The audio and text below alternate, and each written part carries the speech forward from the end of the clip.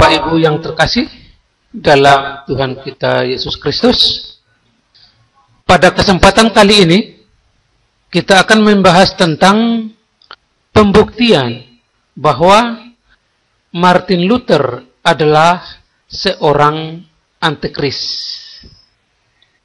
Sebagaimana yang Anda lihat di layar, 100% Martin Luther adalah murid antikris. Ya, Anda tidak salah lihat dan Anda tidak salah dengar. Kemudian 99% Martin Luther adalah sang antikris. 1% kita kembalikan kepada Tuhan. 1% yang kita kembalikan kepada Tuhan ini kita analisis kembali, yaitu bahwa murid antikris apakah antikris, dan itu benar, murid antikris adalah antikris.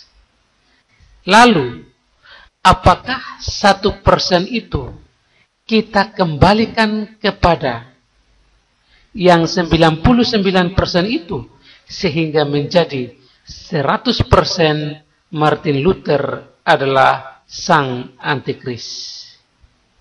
Ini masih tanda tanya. Nah, untuk itu kita membutuhkan penjelasan yang panjang lebar dan pembuktian yang valid.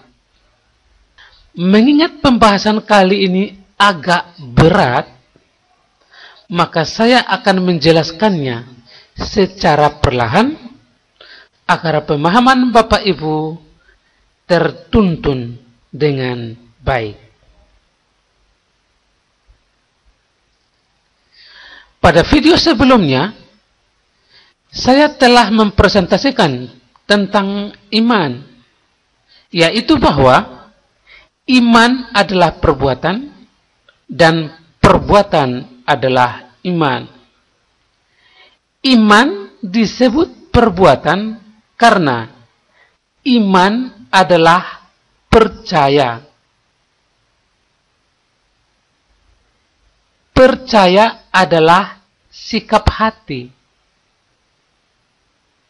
Sehingga ketika seseorang menyatakan imannya kepada Yesus Kristus, bahwa Yesus Kristus adalah Allah dan Allah adalah Yesus Kristus, maka pada saat itu juga sikap hati yang percaya itu langsung diperhitungkan sebagai perbuatan.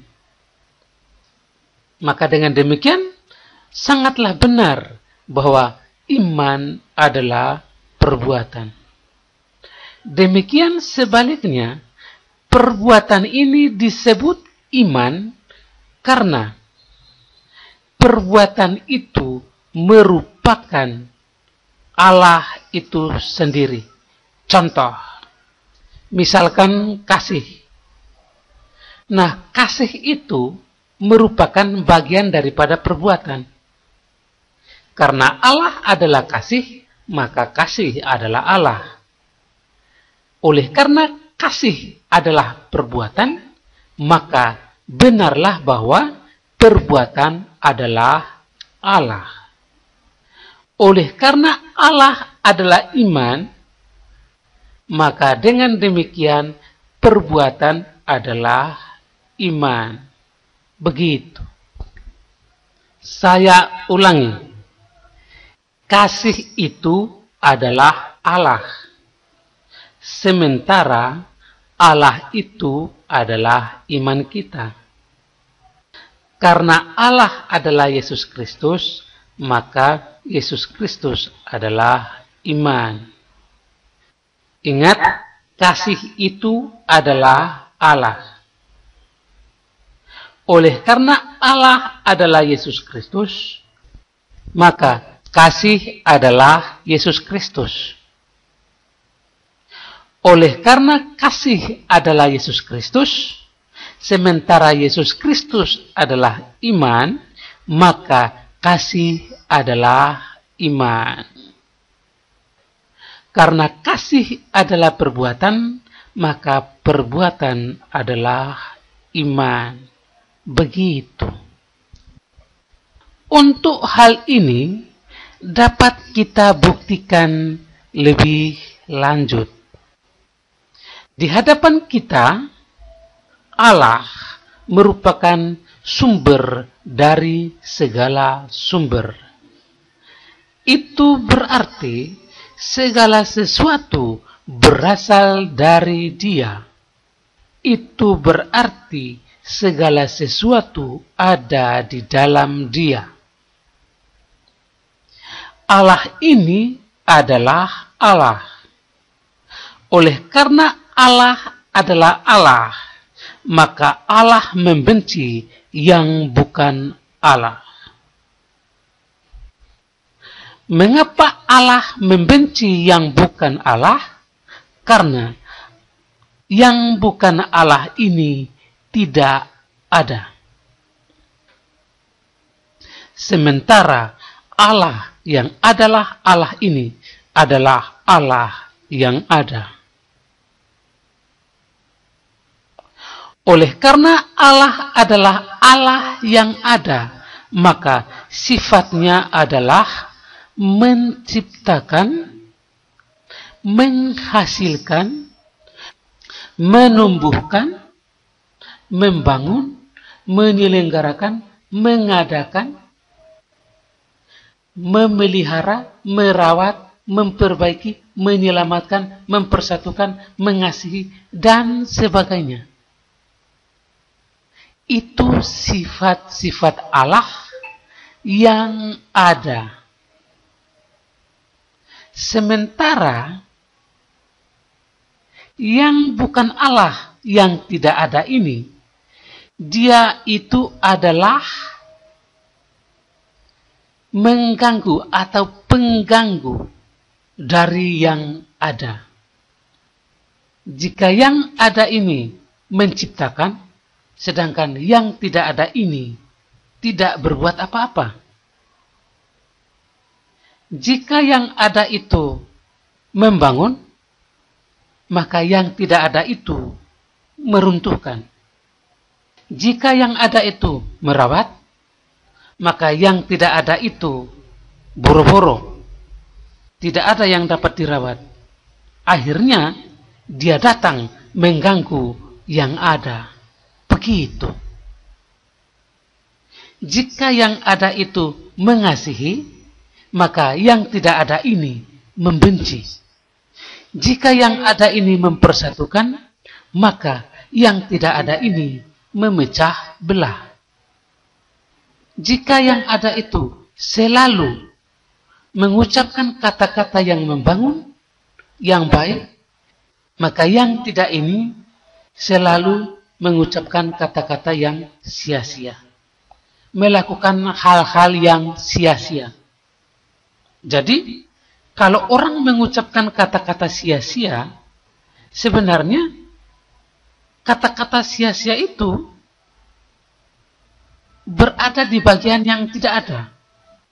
Oleh karena itu, suatu saat nanti, setiap kata-kata sia-sia yang keluar dari mulut seseorang akan dimintai pertanggungjawaban akan kata-kata sia-sia yang keluar dari mulutnya itu. Orang mengucapkan kata-kata sia-sia saja akan dimintai pertanggungjawaban, apalagi kata-kata sia-sia itu dimasukkan ke dalam kitab suci. Itu adalah sebuah perusakan atau sebuah kekacauan yang dimasukkan ke dalam apa yang telah ada. Begitu. Jadi, Bapak Ibu, semua kata-kata yang ada di dalam kotak perbuatan ini, spiritnya itu adalah Allah. Karena merupakan bagian daripada yang ada. Begitu Bapak Ibu. Contohnya kasih ini, itu pasti Allah Bapak Ibu. Penyelamat itu pasti Allah, Bapak Ibu. Pencipta itu pasti Allah, Bapak Ibu. Pemelihara, perawat, yang memperbaiki itu pasti Allah, karena merupakan bagian daripada yang ada. Begitu. Nah, oleh karena Allah ini adalah Yesus Kristus, maka perbuatan ini adalah Yesus Kristus. Begitu. Nah, jika perbuatan adalah Yesus Kristus, maka Yesus Kristus adalah perbuatan. Contoh, Yesus Kristus adalah penyelamat. Yesus Kristus adalah kasih. Yesus Kristus adalah pemersatu. Begitu, Bapak Ibu. Nah, dari segala sesuatu yang ada di dalam Allah ini, salah satu di antaranya adalah manusia. Manusia ini ada orang benar dan ada orang sesat. Orang sesat ini adalah anak-anak iblis. Mengapa bisa begitu? Karena orang sesat ini menyembah yang tidak ada. Oleh karena orang sesat ini menyembah yang tidak ada, maka orang sesat ini bukan manusia. Mengapa orang sesat ini bukan manusia? Karena dia menyembah yang tidak ada. Oleh karena dia menyembah yang tidak ada, maka dia tidak ada. Oleh karena dia tidak ada, maka dia bukan manusia. Sementara manusia diciptakan Allah untuk membangun, untuk memelihara, untuk merawat. Begitu, Bapak Ibu. Orang benar ini adalah manusia. Karena orang benar adalah anak-anak Allah yang menyembah Allah yang ada. Oleh karena orang benar ini menyembah Allah yang ada, maka mereka turut serta bersama Allah di dalam menciptakan, di dalam mengadakan, di dalam mempersatukan, di dalam memperbaiki, atau di dalam perbuatan. Begitu, ya Tuhanku Yesus. Aku mengasihi Engkau ya Bapa. Hiduplah Engkau Tuhan. Bapa, aku ini hamba Tuhan. Jadilah padaku menurut perkataanmu. Inilah aku Tuhan. Hiduplah Engkau Tuhan. Terpujilah Engkau ya Allah. Dalam nama Yesus aku berdoa. Amin. Dalam nama Bapa dan Putra dan Roh Kudus. Amin. Oke. Apakah kita sudah bisa lanjut? Kita lanjutkan. Sebagaimana telah kita ketahui bahwa iman adalah Yesus Kristus.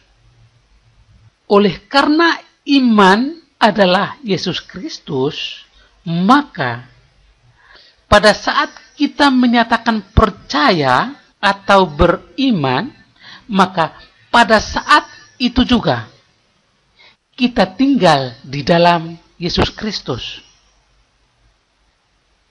Oke. Sementara Yesus Kristus ini adalah sorga, Bapak Ibu. Dari mana kita tahu bahwa Yesus Kristus adalah sorga? Dari sini, Bapak Ibu. Yesus Kristus adalah sorga karena Yesus Kristus adalah rumah Bapa. Yesus Kristus adalah rumah Bapa karena totalitas keberadaan atau keseluruhan kealahan dari Allah yang Maha Kuasa ini berkenan diam di dalam Yesus Kristus. Mengapa bisa begitu? Karena Allah yang Maha Kuasa dan Yesus Kristus ini statusnya adalah Dia sendiri. Begitu, Bapak Ibu. Itulah bukti bahwa Yesus Kristus adalah surga. Itu berarti pada saat kita beriman kepada Yesus Kristus, bahwa Yesus Kristus adalah Allah dan Allah adalah Yesus Kristus, maka pada saat itu juga kita telah berada di dalam sorga. Begitu. Ya Tuhan, aku mengasihi Engkau Bapa, hiduplah Engkau Tuhan. Aku mengasihi Engkau Bapa, hiduplah Engkau Tuhan. Aku mengasihi Engkau Bapa, hiduplah Engkau Tuhan. Allah yang Maha Kuasa, terpujilah Engkau Allahku, dalam nama Putramu Yesus Kristus aku berdoa. Amin. Begitu Bapak Ibu. Jadi, kita ini sekalipun masih hidup di dalam dunia, kita ini pada saat kita beriman kepada Yesus Kristus, pada saat itu juga kita telah berada di dalam surga. Karena surga ini adalah Yesus Kristus. Begitu. Nah, oleh karena kita telah berada di dalam surga, maka kita yang percaya ini disebut warga surga. Warga kerajaan surga. Jika kita masih berada di luar surga, maka kita tidak mungkin disebut warga surga. Begitu. Oleh karena itu, di dalam diri kita merasakan sesuatu, yaitu damai sejahtera, sukacita, ketenangan batin, kasih mesra, cinta akan kebenaran, dan sebagainya. Itulah tandanya kita ini telah berada di dalam surga. Meskipun demikian, kita masih mengalami banyak masalah. Itu sebenarnya, masalah-masalah itu hanya merupakan ujian buat iman. Setangguh apakah iman kita? Pada level berapakah iman kita? Apakah keras seperti batu karang? Mari kita selidiki iman kita masing-masing. Ya Tuhanku, aku mengasihi Engkau Bapa, hiduplah Engkau Tuhan. Aku ini hamba Tuhan, jadilah padaku menurut perkataanmu. Terpujilah Engkau ya Allah, dalam nama Putramu Yesus Kristus aku berdoa, amin. Dalam nama Bapa dan Putra dan Roh Kudus, amin. Apakah kita sudah bisa lanjut? Setelah Bapak Ibu memahami semuanya itu, sekarang kita akan membahas tentang kedurhakaan Martin Luther terhadap Allah. Mari kita lihat di sini, Roma pasal 3 ayat 28. Karena kami yakin bahwa manusia dibenarkan karena iman dan bukan karena ia melakukan hukum Taurat. Rasul Paulus menulis ayat ini tidak bermaksud untuk menyadakan hukum Taurat, sebagaimana yang dikatakan di ayat yang ke-31. Sebab yang dimaksudkannya adalah bahwa hukum Taurat yang dijalankan oleh orang-orang Yahudi pada saat itu sudah ada penggenapannya. Yang memiliki hukum Taurat itu sudah datang, atau janji-janji yang ada di dalam hukum Taurat itu telah digenapi. Itu adalah maksud Paulus dengan menulis ayat ini. Ayat ini seolah-olah bertentangan dengan Yakobus pasal 2 ayat 24. Tapi sebenarnya tidak bertentangan, karena Yakobus sedang mengajak berbicara kepada orang-orang yang sudah memiliki iman. Oleh karena orang-orang yang diajak bicara dalam ayat ini adalah orang-orang yang sudah memiliki iman, maka Rasul Yakobus ingin supaya orang-orang yang sudah memiliki iman tersebut mengekspresikan imannya ke dalam perbuatan. Sedangkan Roma 3:28 yang ditulis oleh Rasul Paulus ini adalah mengajak bicara kepada orang-orang yang belum memiliki iman. Begitu. Kalau Rasul Yakobus mengajak bicara orang-orang yang sudah punya iman, sedangkan Rasul Paulus mengajak bicara kepada orang-orang yang belum punya iman. Begitu.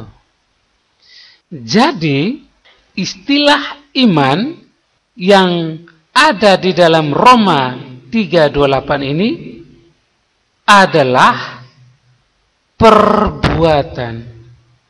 Sedangkan yang disangkal di sebelahnya adalah perbuatan yang bukan iman. Jadi, orang-orang itu melakukan hukum Taurat, tetapi tidak berdasarkan iman. Itu yang dimaksud oleh Rasul Paulus. Begitu. Lalu, apa gunanya Martin Luther tampil ke hadapan publik dengan menambahkan kata saja di dalam Roma 3:28? Apakah menurut Anda Martin Luther lebih pintar dari Rasul Paulus? Saya rasa tidak. Justru dia adalah seorang manusia pecundang. Karena dengan menambahkan kata saja di situ, sebenarnya dia sudah mengubah maksud Rasul Paulus ke dalam maksud yang lain, yang tidak berguna sama sekali, alias sia-sia. Begitu.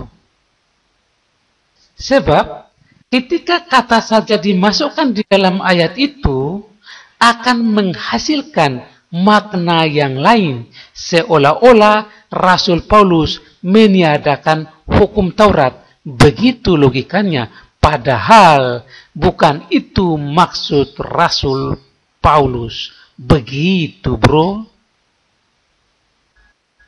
Nah, oleh karena kata saja yang dimasukkan oleh Martin Luther ini adalah kata yang tidak berguna, menghasilkan makna yang sesat dan tidak berguna, maka secara otomatis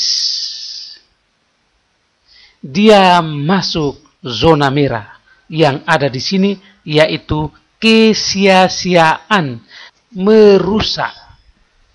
Dengan demikian, Martin Luther melakukan pendurhakaan atau memperkosa ayat yang sebenarnya sudah benar. Begitu. Bayangkan saja, kata-kata sia-sia yang diucapkan oleh mulut saja akan dimintai pertanggungjawaban.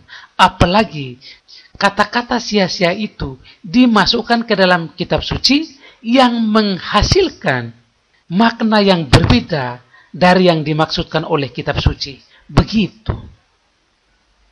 Itu kejahatan yang luar biasa. Akibatnya, banyak kitab suci yang dikurangkan. Dengan demikian, buku yang berisi 66 kitab itu adalah sebenarnya buku antikris. Ini baru awal. Karena selain daripada ini, penambahan kata saja itu mengakibatkan secara otomatis masuk dalam kategori Injil yang lain. Karena itu bukan maksud Rasul Paulus. Kan begitu, bro. Sedangkan maksud dari Rasul Paulus ini adalah ayat yang asli. Dan ini adalah Injil yang asli. Begitu. Injil yang lain ini berisi tentang Yesus Kristus yang lain. Sedangkan Injil yang asli berisi tentang Yesus Kristus yang asli. Yesus Kristus yang lain ini adalah antikris, seorang manusia di antara kita yang mendurhaka terhadap Allah. Sedangkan Yesus Kristus yang asli ini adalah Allah itu sendiri. Begitu. Hal ini benar dan sangat valid karena Yesus Kristus yang selama ini mereka ajarkan adalah Yesus Kristus yang berada di bagian zona merah ini. Jadi, Yesus Kristus yang mereka sembah adalah seorang manusia. Mereka mempolakan seorang manusia, lapar, makan, menangis, sedih, lahir melalui perempuan, kencing, berak. Mereka amat-amati itu dulu. Setelah mereka amati itu, kemudian mereka simpulkan, ini adalah natur kemanusiaan. Setelah mereka mengidentifikasi itu sebagai natur kemanusiaan, maka selanjutnya mereka simpulkan bahwa natur kemanusiaan ini diciptakan atau ditambahkan kemudian. Padahal, jika diciptakan, maka ayat yang mengatakan firman itu telah menjadi manusia menjadi gugur. Sebab Allah tidak pernah menjadi daging untuk penjelasan mereka ini. Allah hanya mendiami daging. Allah hanya mendiami seorang manusia. Begitu. Nah, Yesus Kristus yang palsu inilah yang mereka sembah. Ini adalah antikris, persis seorang manusia di antara kita yang mendurhaka terhadap Allah.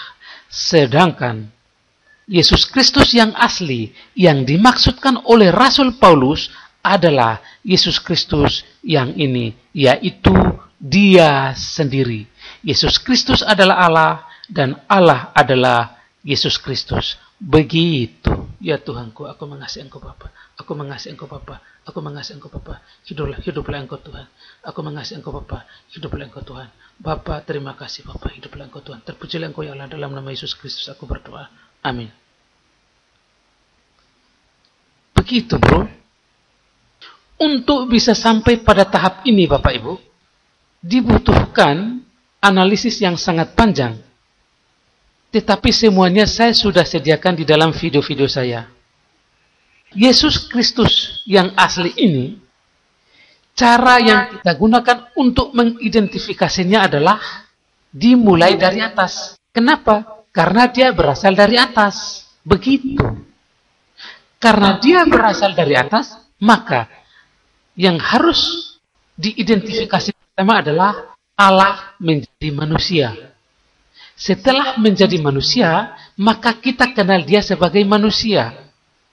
Allah itu dari sananya, dari sejak semula, sudah daging. Kenapa? Karena Allah adalah manusia. Begitu. Allah adalah manusia, berbeda dengan manusia seperti kita. Hal ini dapat Anda simak di dalam video saya yang berjudul Tetesan Ilmu Terakhir bagian yang kedua. Bagian yang pertama juga Anda bisa tonton di sana, karena itu salah satu hal yang mengantarkan saya sampai pada tahap tetesan ilmu terakhir yang bagian kedua. Oleh karena Allah itu daging dari sananya, maka dia menyebut dirinya sebagai daging hidup yang turun dari sorga. Begitu. Karena dia sudah daging dari sananya, maka dia bisa menjelma menjadi seorang manusia dewasa, dan dia juga bisa menjelma menjadi janin. Begitu. Ketika dia menjelma menjadi janin, dia menempati rahim Ibu Maria. Jadi dia masuk dulu secara roh, kemudian menjelma di sana. Begitu. Setelah dia lahir, baru dia mengalami pertumbuhan selayaknya manusia. Kemudian dia menjadi sama dengan manusia. Dalam hal apa? Dalam hal kehinaan yang ada di kotak senjata setan ini. Begitu. Semua itu dia lakukan karena kasih. Begitu. Jadi, untuk mengidentifikasi Yesus Kristus, harus dimulai dari atas, bukan dari bawah. Begitu. Untuk lebih jelasnya, Anda nonton di video saya yang berjudul Tetesan Ilmu Terakhir bagian kedua. Begitu. Ya Tuhan, aku mengasihi Engkau Bapa. Hiduplah Engkau Tuhan. Bapa, terima kasih Bapa. Hiduplah Engkau Tuhan.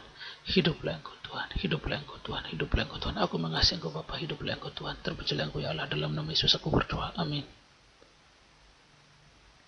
Apakah sudah mengerti? Kita lanjutkan.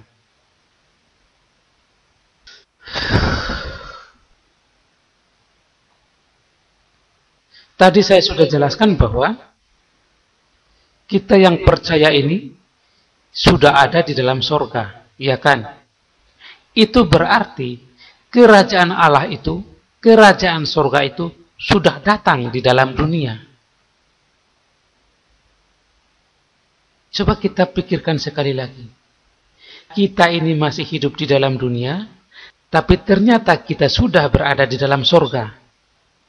Itu berarti kehidupan yang saat ini kita jalankan sejak 2000 tahun lalu, sebenarnya kita sedang hidup di dalam kerajaan sorga, yaitu orang-orang yang ada di dalam Allah. Begitu. Nah, oleh karena itu, kita harus mengetahui bagaimana kerajaan Allah itu datang. Pertama, kerajaan Allah itu datang pada waktu malaikat Gabriel menyampaikan kabar gembira kepada Ibu Maria, kepada Bunda Maria. Setelah Bunda Maria menyerahkan diri seutuhnya dengan mengatakan, sesungguhnya aku ini hamba Tuhan, terjadilah padaku menurut perkataanmu. Pada saat itu juga, Tuhan Yesus masuk ke dalam rahim Ibu Maria dan menjadi janin di sana. Pada saat itulah kerajaan Allah sudah datang. Setelah dia lahir, baru diproklamirkan oleh malaikat kepada para gembala itu. Hari ini telah lahir bagimu Kristus Tuhan di kota Daud. Setelah dia turun pelayanan, menderita, sengsara, wafat, dan bangkit kembali, baru dia meneguhkan dirinya sebagai raja dengan mengatakan, kepadaku telah diberikan segala kuasa di surga dan di bumi. Setelah itu, ada yang namanya perintah raja. Pergilah, jadikanlah semua bangsa muridku. Kemudian ada yang namanya titah raja. Siapa yang percaya dan dibaptis akan diselamatkan, dan siapa yang tidak percaya akan dihukum. Kemudian janji raja.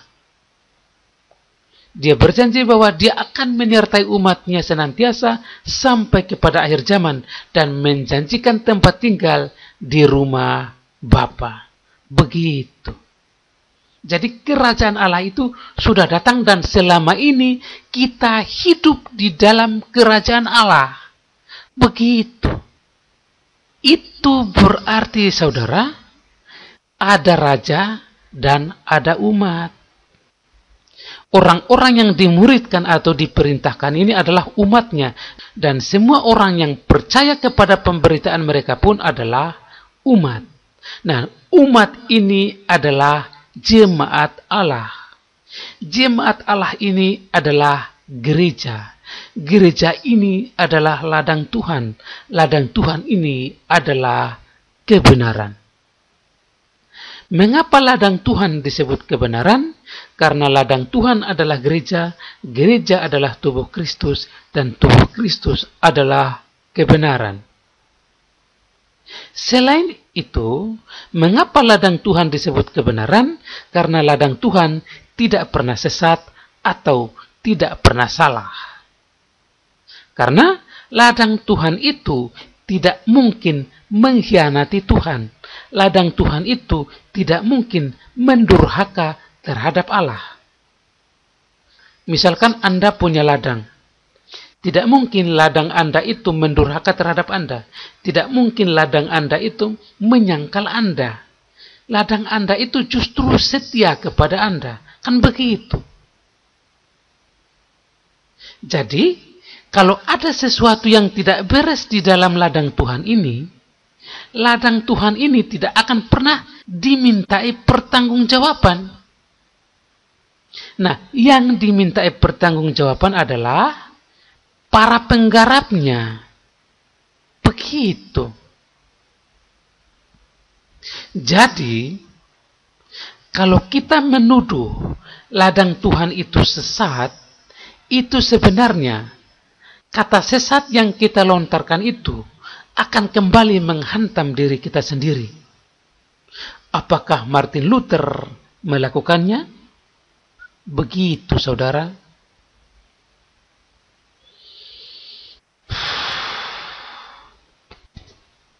Oleh karena ada raja dan ada umat, maka sebenarnya kerajaan Allah itu merupakan sebuah sistem kerajaan yang memerintah sebagai raja. Karena dalam cara itu umat dapat bersatu. Ini adalah kehendak Allah, bukan? Dan umat yang bersatu di dalam kerajaan sorga ini adalah warga kerajaan sorga. Begitu. Ya Tuhan Yesus. Bapa, hiduplah Engkau Tuhan. Aku mengasihi Engkau Bapa, hiduplah Engkau Tuhan. Terpujilah Engkau ya Allah. Dalam nama Putramu Yesus Kristus, aku meninggikan namamu dan aku memuliakanmu. Amin. Oke. Sudah paham sampai situ? Dan menurut kehendak hati kecil Tuhan Yesus Kristus, Dia mau supaya para penggarap yang ada di dalam kerajaan surga ini membuat diri tidak menikah atas kemauannya sendiri. Ini adalah keinginan hati kecil Tuhan Yesus. Dia tahu betul bahwa manusia itu harus beranak cucu dan bertambah banyak. Oleh karena itu, dia tidak menyampaikan kehendak hati kecilnya ini secara gamblang atau secara frontal atau secara eksplisit.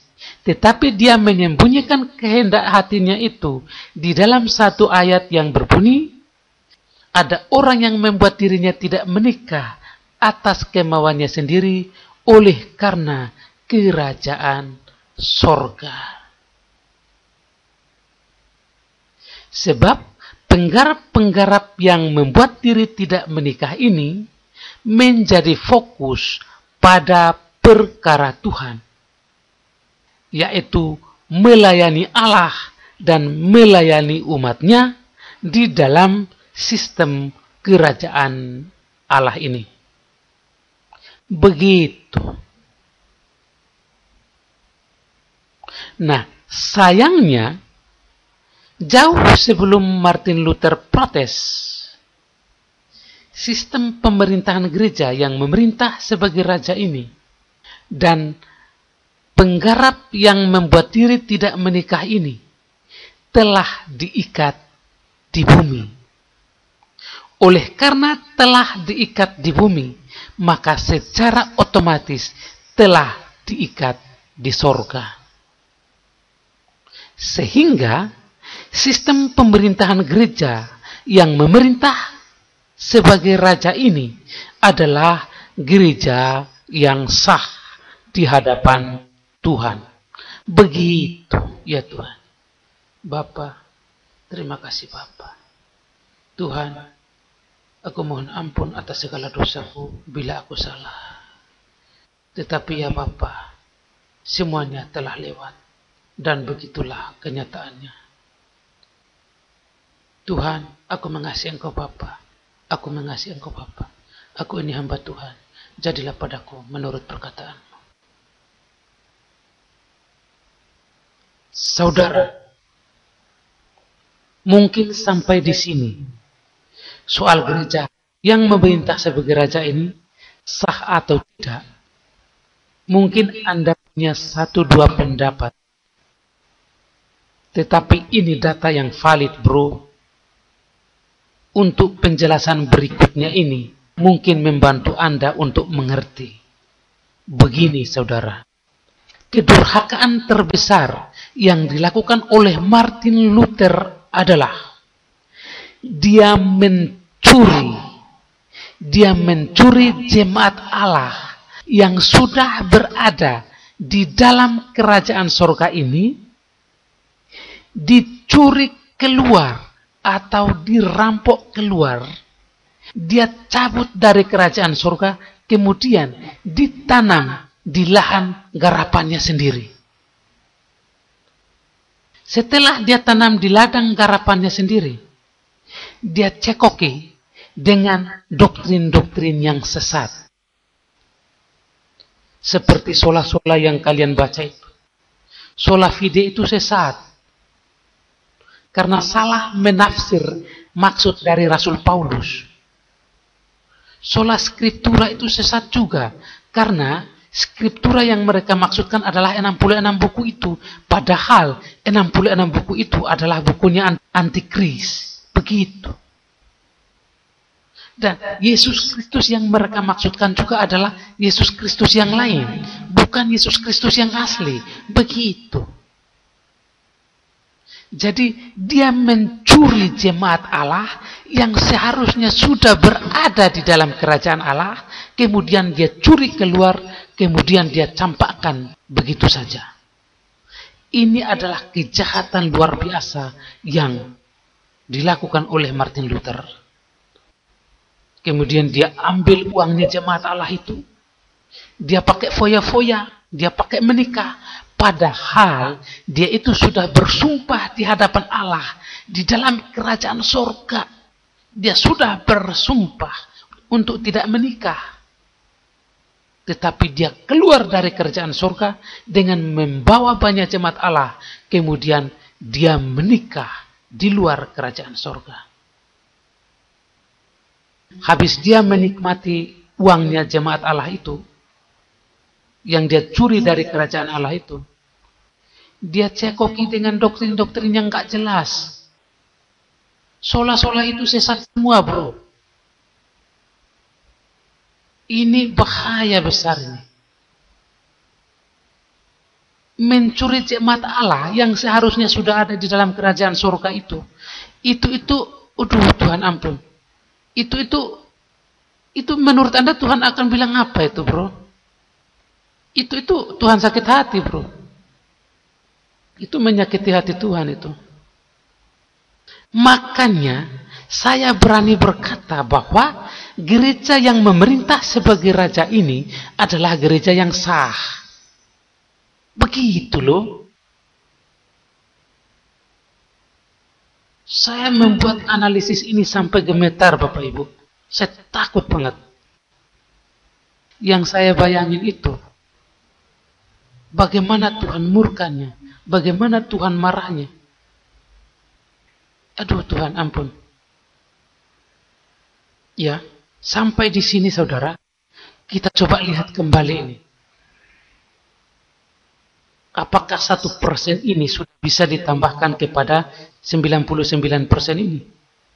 Dengan demikian kita bisa katakan bahwa 100% Martin Luther adalah sang antikris.